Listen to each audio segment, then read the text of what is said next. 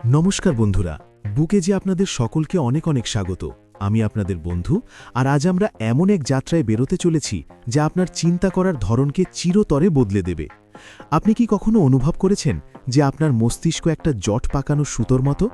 হাজার হাজার চিন্তা, উদ্বেগ আর ভয় যা আপনাকে সেই কাজগুলো করতে বাধা দেয় যা আপনি আসলে করতে চান।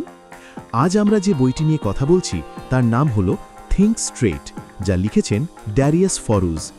এই বইটি আমাদের শেখায় কিভাবে নিজের অনিয়ন্ত্রিত চিন্তাগুলোকে হাতের মুঠোয় আনতে হয় এবং একটি স্পষ্ট, সুখী ও সফল জীবন যাপন করতে হয়। আগামী ৬০ মিনিট আমার সাথেই থাকুন, কারণ আজ আমরা শুধু একটি বইয়ের সারসংক্ষেপ শুনব না, বরং নিজের মস্তিষ্ককে রিপ্রোগ্রাম করতে শিখব। ভাগ ১, চিন্তার অসীম শক্তি, the power of your thoughts. ভাবুন তো, আমি যদি আপনাকে বলি যে আপনার আজকের বাস্তবতা ঠিক তেমনই যেমনটা আপনি গতকাল ভেবেছিলেন, তাহলে কি আপনি বিশ্বাস করবেন? ড্যারিয়াস বলেন যে আমাদের চিন্তা আমাদের জীবনের সবচেয়ে শক্তিশালী নিয়ন্ত্রক। এগুলো শুধু আবেগ নয়, এগুলো আপনার ভবিষ্যতের মানচিত্র বা ম্যাপ। আমাদের চিন্তা দুটি উপায়ে কাজ করে। প্রথমটি হল নিউরোপ্লাস্টিসিটি। বিজ্ঞান বলে যে আমাদের মস্তিষ্ক পাথরের রেখা নয়, এটি মোমের মতো। যখন আপনি বারবার একই কথা ভাবেন, যেমন আমাকে দিয়ে হবে না বা আমি তো ফেল করে যাব, তখন আপনার মস্তিষ্ক ঠিক তেমনই নিউরাল কানেকশন তৈরি করতে থাকে। ধীরে ধীরে আপনার মস্তিষ্ক সফলতার রাস্তা দেখাই বন্ধ করে দেয়। দ্বিতীয় উপায়টি হলো অ্যাকশন। আপনি যদি বিশ্বাস করেন যে আপনি জিততে পারেন, তবে আপনার শরীর এবং মন সেই জয়ের জন্য পরিশ্রম করতে প্রস্তুত হয়ে যায়। কিন্তু যদি মনে হার মেনে নেন, তবে হাত পাও জবাব দিয়ে দেয়। বইটিতে এমন এক ব্যক্তির কথা আছে যিনি ক্যান্সারের মতো মারণ ব্যাধির সাথে যুদ্ধ জয় করেছিলেন, শুধু এই কারণে যে তিনি নিজেকে বলেছিলেন, আমি এই রোগের চেয়ে অনেক বড়। আবার এক ব্যবসায়ী নিজেকে অজেয় মনে করে মাটি থেকে সোনা ফলিয়েছিলেন। মনে রাখবেন, আপনার চিন্তাই আপনার সীমানা নির্ধারণ করে। ভাগ ২, বেড়া ভাঙা, লিমিটিং বিলিফসের পরিচয়। বন্ধু, আমরা প্রায়ই বাইরের শত্রুকে ভয় পাই, কিন্তু আমাদের আসল শত্রু আমাদের ভেতরে লুকিয়ে থাকা লিমিটিং বিলিফস। এগুলো সেই চিন্তা যা আমাদের বিশ্বাস করায় যে আমরা যোগ্য নই। একটু থামুন আর নিজেকে প্রশ্ন করুন, আপনি কি প্রায়ই বলেন, এটা আমার দ্বারা সম্ভব নয়? আপনি কি রিস্ক নিতে ভয় পান শুধু এই কারণে যে আপনি ব্যর্থ হতে পারেন? আপনি কি অন্যের জাঁকজমক দেখে নিজেকে ছোট মনে করেন? যদি উত্তর হ্যাঁ হয়, তবে আপনি আপনার নিজের চিন্তারই কয়েদি। ড্যারিয়াস আমাদের কিছু জাদুকরী উপায় বলেন। ১, নিজের চিন্তাকে চ্যালেঞ্জ জানান। যখনই মন বলবে তুই পারবি না, তখন জিজ্ঞেস করুন, কেন পারবো না, কোনো প্রমাণ আছে কি? ২, নিজের বন্ধু হন। আমরা অন্যকে তো অনেক সহানুভূতি দিই, কিন্তু নিজেকে সবসময় দোষারোপ করি। নিজের সাথে ভালোবেসে কথা বলতে শিখুন। ৩, পজিটিভ অ্যাফার্মেশন। সকালে উঠে নিজেকে মনে করিয়ে দিন যে আপনি সক্ষম। এটি কোনো জাদু নয়, বরং আপনার মস্তিষ্কের ট্রেনিং। ভাগ ৩, নিউরোপ্লাস্টিসিটির বিজ্ঞান, দ্য সায়েন্স অফ রিওয়ায়ারিং। অনেকেই ভাবেন যে আমার তো এখন বয়স হয়ে গেছে, এখন আর কি শিখব। ড্যারিয়াস বলেন, একেবারে ভুল। আপনার মস্তিষ্ক মৃত্যুর আগে পর্যন্ত বদলাতে পারে। নিউরোপ্লাস্টিসিটির মানে হলো আপনি যে কোনো বয়সে নতুন ভাষা শিখতে পারেন, পুরনো খারাপ অভ্যাস ছাড়তে পারেন এবং আপনার পুরো ব্যক্তিত্ব বদলে ফেলতে পারেন। শুধু আপনাকে আপনার মস্তিষ্ককে চ্যালেঞ্জ দিতে হবে। ধাঁধা সমাধান করুন, নতুন জায়গায় ঘুরতে যান, এমন বই পড়ুন যা আপনার বিচারধারার বাইরে। যতটা আপনি মস্তিষ্ককে ঘষবেন, ততটাই এটি উজ্জ্বল হবে। ভাগ ৪, আত্মসচেতনতা, ডেভেলপিং সেলফ অ্যাওয়ারনেস। সফলতার প্রথম ধাপ হলো নিজেকে জানা। আপনি কি জানেন এই মুহূর্তে আপনার মনে কি চলছে? থিঙ্ক স্ট্রেট আমাদের নিউট্রাল অবজারভেশন শেখায়, অর্থাৎ নিজের চিন্তাকে বিচার করবেন না যে এগুলো ভালো না খারাপ, শুধু সেগুলোকে দেখুন। ড্যারিয়াস পরামর্শ দেন জার্নালিং করতে। রাতে ঘুমানোর আগে নিজের চিন্তাগুলোকে পাতায় লিখে ফেলুন।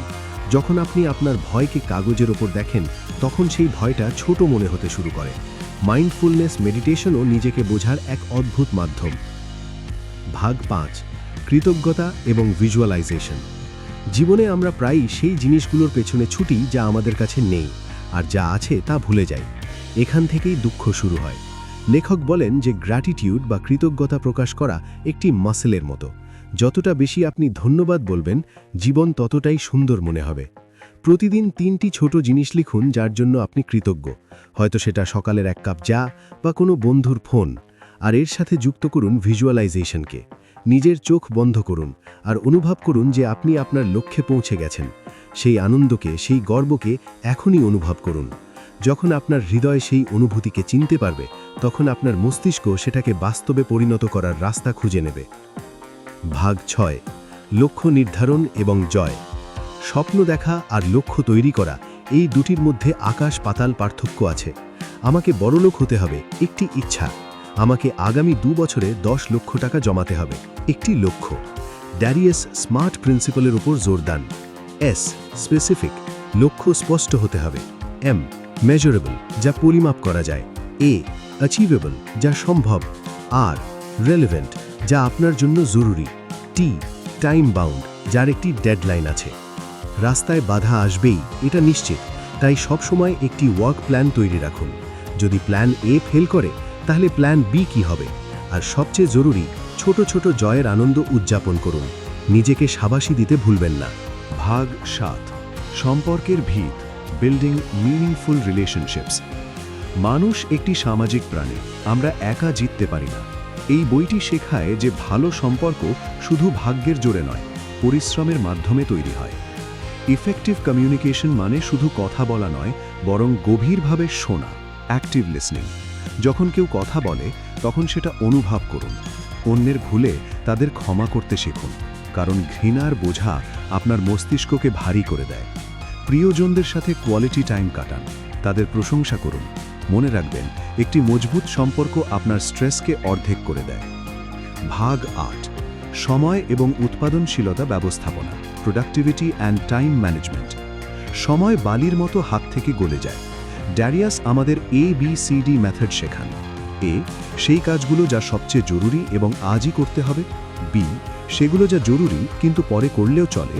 সি, কম জরুরি কাজ। ডি, সেই কাজগুলো যা আপনাকে আপনার লক্ষ্য থেকে বিচ্যুত করে, যেমন সোশ্যাল মিডিয়ায় ফালতু স্ক্রোলিং। সবসময় এক সময়ে একটিই কাজ করুন। মাল্টিটাস্কিং একটি ভ্রম যা আপনার মস্তিষ্ককে ক্লান্ত করে দেয়। আর হ্যাঁ, 2 মিনিট রুল মনে রাখবেন। যদি কোনো কাজ 2 মিনিটের কম সময়ের হয়, তবে সেটা এখনই করে ফেলুন, আগামীকালের জন্য ফেলে রাখবেন না। ভাগ 9, অর্থের সঠিক ব্যবস্থাপনা, ফাইন্যান্সিয়াল উইজডম। যদিও এটি ফাইন্যান্সের বই নয়, কিন্তু লেখক জানেন যে মানসিক শান্তির জন্য আর্থিক স্থিতিশীলতা কতটা জরুরি।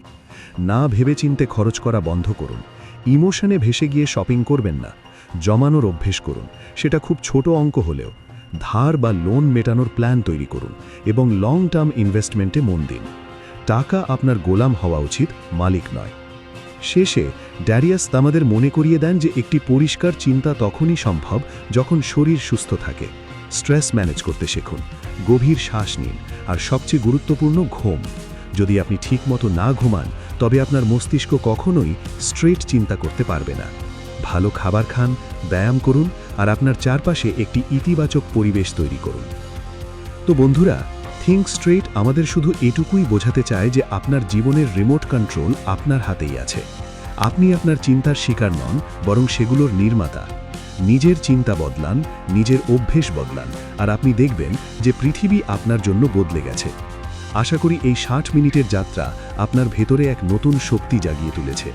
যদি আপনি আমাদের সাপোর্ট করতে চান, তবে বুক এজ হিন্দির মেম্বারশিপ অবশ্যই নিন এবং আমাদের চ্যানেলটিকে সাবস্ক্রাইব করুন। কমেন্টে লিখে জানান যে আপনি আপনার কোন একটি পুরনো অভ্যেস আজ বদলাতে চাইবেন। আমি আপনাদের কমেন্টের অপেক্ষায় থাকব। সুস্থ থাকুন, শিখতে থাকুন, আর সবসময় সোজাসুজি ভাবুন। Think straight. অনেক অনেক ধন্যবাদ।